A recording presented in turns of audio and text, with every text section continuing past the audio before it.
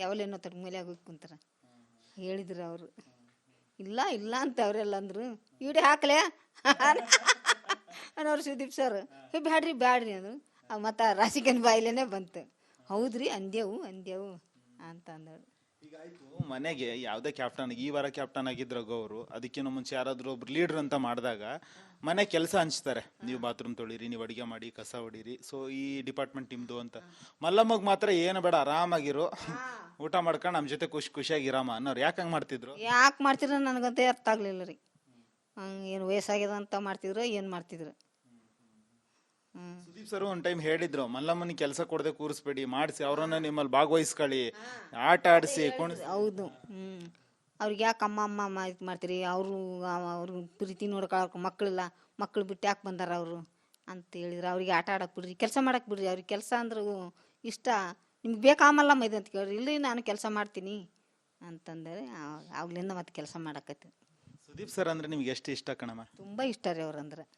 ಯಾವತ್ತಾದ್ರೂ ನೋಡಿದ್ರಾ ಈ ಬಿಗ್ ಬಾಸ್ ಮನೆಗೆ ಬರೋಕ್ಕಿಂತ ಮುಂಚೆ ಸುದೀಪ್ ಸರ್? ನೀವು ಅದೇ ಪಿಕ್ಚರಲ್ಲಿ ನೋಡಿದ್ದೇವ್ರಿ. ಪಿಕ್ಚರಲ್ಲಿ ಅಷ್ಟೇ ನೋಡಿದ್ದು ಸುದೀಪ್ ಸರ್ನ. ಕಡೆಗೆ ಎಲ್ಲಿ ಸಿಗ್ತಾರೆ ನಮಗೆ ನೋಡಕ್ಕೆ? ಪಿಕ್ಚರಲ್ಲಿ ನೋಡಿದ್ದು ಅಷ್ಟೇ ರೀ.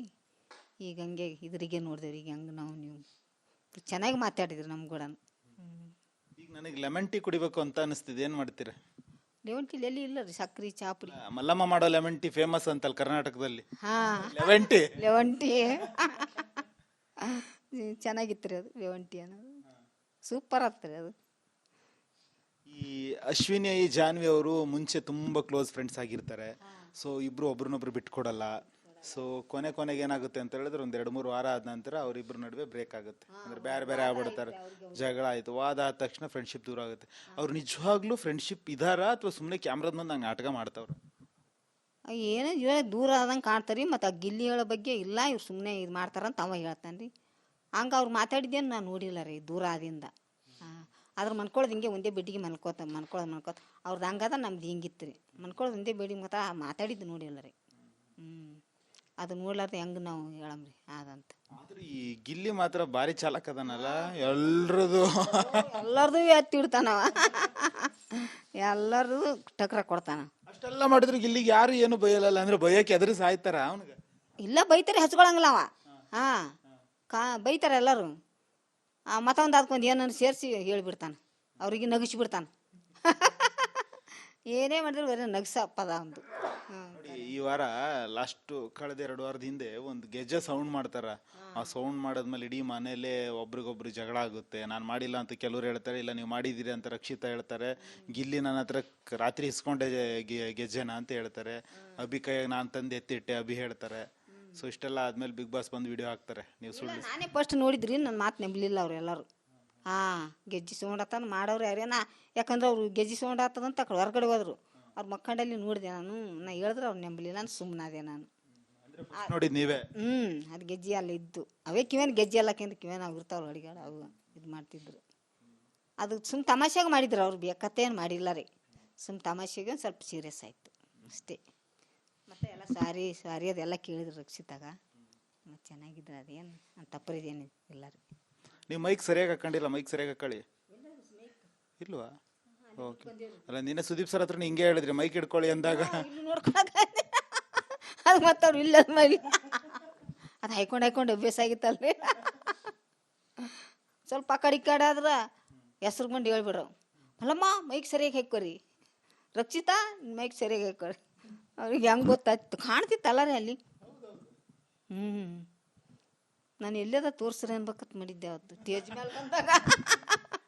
ಕೇಳಬೇಕಿತ್ತು, ನನಗೆ ಬಿಗ್ ಬಾಸ್ ನೋಡ್ಬೇಕು, ಬಿಗ್ ಬಾಸ್ ನೋಡೋರ್ಗು ನಾನು ಹೋಗಂಗಿಲ್ಲ ಅನ್ಬೇಕಿತ್ತು ಸುದೀಪ್ ಸರ್ ಎದುರುಗಡೆ. ಹೌದ್ರಿ, ಅವ್ರು ಅಲ್ಲೇ ಇರ್ತಾರನ್ರಿ? ಅಲ್ಲೇ ಇರ್ತಾರೆ. ನೀವು ಹೇಳಿದ್ರೆ ಕರ್ಕೊಂಡ್ ತೋರ್ಸೋರು. ಹೌದ್ರಿ, ಅವ್ರು ಹೇಳಿದ್ರಂತೆ ನೀವು ಈ ಕಡೆ ಬಂದ್ಮೇಲೆ ನನ್ನ ಮಲ್ಲಮ್ಮನ್ ಮಾತಾಡಿಸ್ಬೇಕಿತ್ತು ಅಂತ ಬಿಗ್ ಬಾಸ್ ಹೇಳಿದ್ರಂತೆ, ನಾನು ಅವ್ರ ಎದುರುಗಡೆ ನಿಂತ್ಕೋಬೇಕು ಅಂತ. ನೀವು ಕೇಳಲೇ ಇಲ್ವಂತೆ? ಅಯ್ಯ ಇಲ್ರಿ, ನಾವು ಅದು ಕೇಳಿಲ್ಲ ನಾವು. ಅವರೆಲ್ಲ ಏನು ಕೇಳ್ಬೇಕಂತಂದ್ರು ನಮ್ಗೆ ಇನ್ನೇನು ಕೇಳ್ಬೇಕ್ರಿ. ಆಯ್ತು ರೀ, ಮನೆಗೆ ಹೊಂಟಿವಲ್ಲ ನೋಡಿ. ನೀವು ಟೆನ್ಷನ್ ರೀ, ಟೆನ್ಷನ್ ಆಗೈತೆ ಅದೊಂದು. ಏನು ಕೇಳಬೇಕು ಏನು ಬಿಡ್ಬೇಕಂತ ಅರ್ಥನೇ ಆಗಲಿಲ್ಲ. ನೋಡಿ, ನೀವೆಷ್ಟು ಮುಗ್ದ್ರು ಅಂದರೆ ಬಿಗ್ ಬಾಸ್ ಯಾರ ಕಣ್ಣಿಗೂ ಕಾಣಿಸ್ಕೊಳ್ಳಲ್ಲ. ಇದುವರೆಗೂ ಯಾರಿಗೂ ಅವರು ಯಾರು ಅಂತ ಗೊತ್ತಿಲ್ಲ, ತೋರಿಸೂ ಇಲ್ಲ ಸ್ಕ್ರೀನಲ್ಲಿ. ಇಲ್ಲ, ಧ್ವನಿ ಮಾತ್ರ. ಫಸ್ಟಿಗೆ ನೋಡಿ ಬಂದಿರ ಅವ್ರಿಗೆ ಬಿಗ್ ಬಾಸ್ ಅವ್ರನ್ನ ನಿಮಗೆ ತೋರಿಸಿದ್ರ? ಎಲ್ಲಿ? ಅವ್ರು ಆಫೀಸಲ್ಲಿ ಕರ್ಕೊಂಡು ಹೋಗಿದ್ರು ಮೊದಲು ಫಸ್ಟಿಗೆ, ಅವರೇ ಮಾತಾಡ್ಸಿದ್ರು. ಏನಂದ್ರು ನಿಮ್ಮ ಹತ್ರ ಏನಂದ್ರು? ನಾವು ಹಿಂಗೆ ನೀವು ಹೆಂಗೆ ಮಾಮೂಲಿಯಾಗಿ ಮಾತಾಡ್ಕತ್ತೀರಿ ಅಲ್ಲಿ ಒಬ್ಬ ಹುಡುಗಿ ಇದ್ದಳು, ಇವರೇ ಬಿಗ್ ಬಾಸ್ರು ಸುದೀಪ್ ಸರ್ ಹೇಳೋರು ಇವರೇ ಅಂತ ಹೇಳಿದರು. ಹೌದ್ರಾ ಅಂತೇಳಿ ಅವಾಗ ನಮ್ಮ ಕೂಡ ಮಾತಾಡಿದ್ರು ಅವರು. ಯಾರಿಗೂ ತೋರಿಸಿಲ್ಲ, ನಿಮಗೂ ತೋರಿಸಿದ್ರ ಬಿಗ್ ಬಾಸ್ ಯಾರು ಅಂತ? ಮತ್ತು ಅವ್ರು ಆ ಹುಡುಗಿ ಸುಳ್ಳು ಹೇಳ್ತಾಳೆ. ಅವರು ಇಂಥ ಆಫೀಸ್ ಅದ್ರಿ, ಅಲ್ಲಿ ಆಫೀಸಿಗೆ ಕರ್ಕೊಂಡು ಹೋಗಿದ್ರು. ಏನ್ ಮಾಡ್ತಾರಂತೆ ಅವ್ರು ಬಿಗ್ ಬಾಸ್? ಅವ್ರು ಅಲ್ಲೇ ಇರ್ತಾರಂತ್ರಿ ಆಫೀಸಲ್ಲಿ. ಇದು ದನಿ ಮಾತ್ರ ಈ ಸುದೀಪ್ ಸರ್ದಲ್ರಿ. ಸುದೀಪ್ ಸರ್ ವಾರ ಬರ್ತಿದ್ರಲ್ಲ, ಪಂಚಾಯತಿ ಬರ್ತಿದ್ರಲ್ಲ, ಶನಿವಾರ ಭಾನುವಾರ ಮಾತ್ರ ಸುದೀಪ್ ಸರ್, ಇನ್ ಮಿಕ್ಕಿದ್ದೆಲ್ಲ ಬಿಗ್ ಬಾಸ್ ಧ್ವನಿ ಬರ್ತಿತ್ತಲ್ಲ, ಅವ್ರನ್ನ ನೋಡಿದ್ರ ಅಂತ?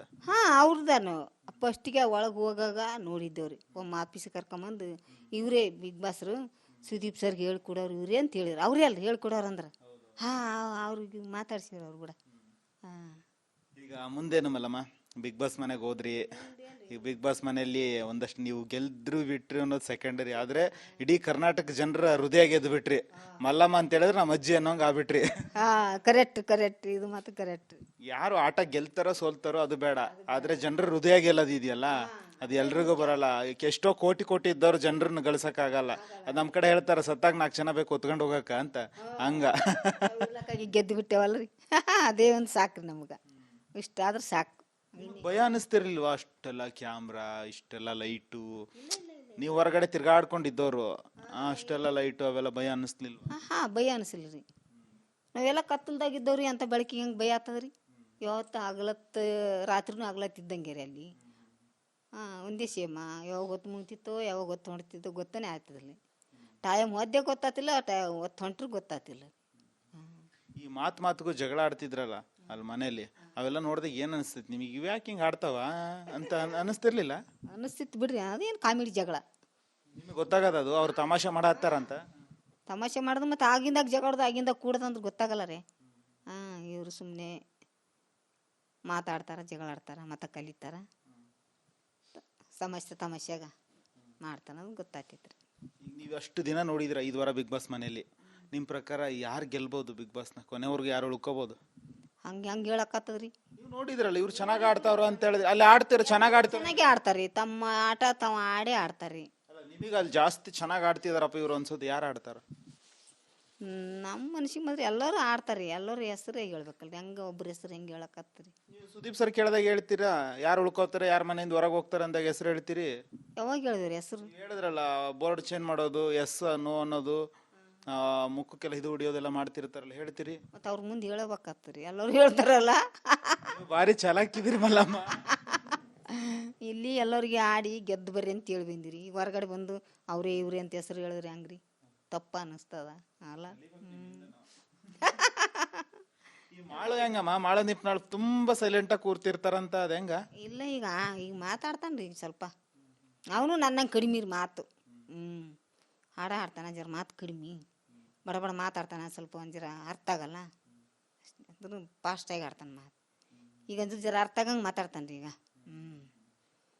ಅವಾಗ ಸ್ವಲ್ಪ ಬಡ ಆಡ್ತೀರಿ ಫಸ್ಟಿಗೆ ಬಂದಾಗ. ಈ ಬಿಗ್ ಬಾಸ್ದು ಒಂದಷ್ಟು ಸಮಸ್ಯೆ ಆಗುತ್ತೆ. ಸಮಸ್ಯೆ ಆದಾಗ ಮನೆಯಿಂದ ನಿಮ್ಮನ್ನು ಶಿಫ್ಟ್ ಮಾಡ್ತಾರೆ ಹೊರಗಡೆ. ಹೆಂಗಿತ್ತಮ್ಮ ಭಯ? ಯಾಪ ಭಯ ಆಗಿಲ್ಲ, ನಮ್ಗೆ ಯಾಕೆ ಭಯ ರೀ? ಬಿಗ್ ಬಾಸ್ ನಮ್ಮ ಬೆನ್ನಿಂದ ಇದ್ದಾಗ ನಮ್ಗೇನು ಭಯ ರೀ? ಅವ್ರ ಹಿಂದೆ ಆಡಿ ಜೀಪ್ ಬೆನ್ನು ಹಚ್ಚಿದ್ರಿ, ನಮ್ಗೇನು ಭಯ ಇದ್ದಿಲ್ಲ. ಪಟ್ನೆ ನಮ್ಗೆ ಒಳಗೆ ಹೋಗಿಸಿ ಅವ್ರಿಗೆ ಲಾಕ್ ಮಾಡಿ. ಗೊತ್ತಾಗ್ತಿತ್ತ ಏನಾಗ್ತಿದೆ ಅಂತ? ನಿಮಗೆಲ್ಲ ಗೊತ್ತಾಗ್ತಿತ್ತು ಅಲ್ಲಿ ಏನಾಗ್ತಿದೆ ಏನೋ ಅವ್ರು ಹೇಳ್ತಿದ್ರಿ ಅಲ್ಲಿ ಇದು. ಸುಮ್ಮನೆ ನಿಮಗೆ ಮನೆ ಕಳಿಸ್ತಾರ, ಹಂಗೆ ಹಿಂಗೆ, ಇದ್ರ ಮೇಲೆ ಕೇಸ್ ಆಗ್ಯದ ಹಂಗೆ ಅಂತ ಹೇಳಿದ್ರು. ಒಂದು 15 ಪೊಲೀಸರು ಬಂದಿರು ನಮ್ಗೊಂದು ತಾವು ದೊಡ್ಡ ಗೋಡಂದಾಗ ಕುಂದ್ರಿ. ನಿಮ್ನ ಯಾಕೆ ಇಲ್ಲಿ ಕುಂದ್ರಿ ಸರ, ಇಲ್ಲಿ ಯಾಕೆ ಕೂಡಿ ಹಾಕ್ಯಾರ ನಿಮ್ಮನ್ನ, ನಡ್ರಿ ನಿಮ್ಮ ಮನೆಗೆ ಕಳಿಸ್ತೀವಿ ಅಂತ ಅಂದ್ರಿ.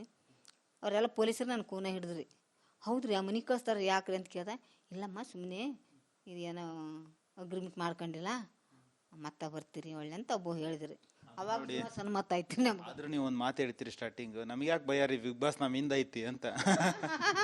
ಹೌದು, ಮತ್ತು ಅವ್ರು ನಮ್ಮ ಬೆನ್ನಿಂದಾಗ ನಮ್ಗೆ ಯಾಕೆ ಭಯ ರೀ?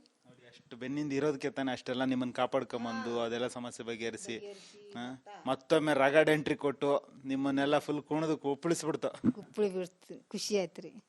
ದೀಪಾವಳಿ ಚಲೋ ಆತಲ್ಲ ಈ ಸರಿ? ದೀಪಾವಳಿ ಚೆನ್ನಾಗೈತ್ರಿ, ಮನೇಲಿಂದ ಊಟ ಬಂತು. ಚೆನ್ನಾಗೈತ್ರಿ ದೀಪಾವಳಿ ಹಬ್ಬ. ಏನು ಊಟ